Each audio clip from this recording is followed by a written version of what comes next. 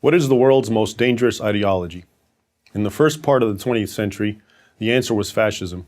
First manifest in Italy in the 1920s, and then in Nazi Germany and in Imperial Japan.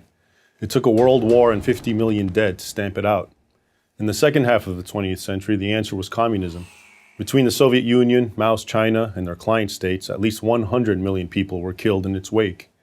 Today, the answer is Islamism, a radical and often violent form of Islam. Like fascism and communism, Islamism is totalitarian in nature. The state controls everything. Also, like fascism and communism, Islamism is inherently expansionist. It always seeks to get bigger, cross borders, and bring as many peoples as possible under its control. And, like fascism and communism, many of Islamism's adherents are prepared to kill to achieve its aims. Those aims are antithetical to everything Western and other free societies stand for. Free speech, free enterprise, freedom to practice or not to practice any religion, freedom of assembly, a free press, and, of course, fundamental human and civil rights for all their citizens. Islamism completely rejects the Western principle of separating religion from government. In its view, governments are legitimate only if they rule according to religious law, in Islamism's case, Sharia, Islam's extensive body of sacred laws. Sharia is based on the teachings of the Quran and the Sunnah. The Quran is believed to be the literal words of Allah as revealed to his prophet Muhammad in the 7th century, and the Sunnah consists of the words and deeds attributed to Muhammad. Islamists interpret Sharia to hold that anyone born Muslim must remain Muslim and face execution if they convert to any other religion, that adulterers must be stoned to death, that anyone who insults Islam or Muhammad must either be severely whipped or executed, and that thieves should have a limb cut off. In addition, Islamists condone polygamy and child marriage. These beliefs are being put into practice right now in, among other places, Iran, the Sudan, Saudi Arabia, the Muslim parts of Nigeria, parts of Pakistan, Syria, Iraq, and Afghanistan, and wherever else Sharia has established a foothold. If Islamists were content to live under strict Sharia law in their own communities and leave everyone who doesn't want to live that way alone, they wouldn't be a threat to the rest of the world. But that would not be Islamism.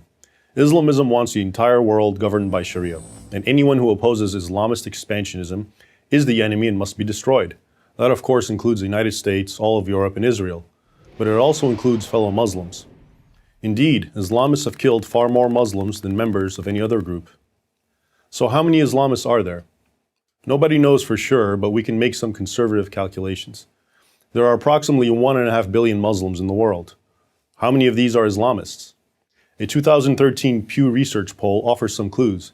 86% of Muslims in Pakistan, 80% in Egypt, and 65% in Jordan support the stoning of adulterers. 79% in Afghanistan, 62% of Palestinians, and 58% in Malaysia, considered a moderate Muslim country, support the death penalty for Muslims who convert from Islam.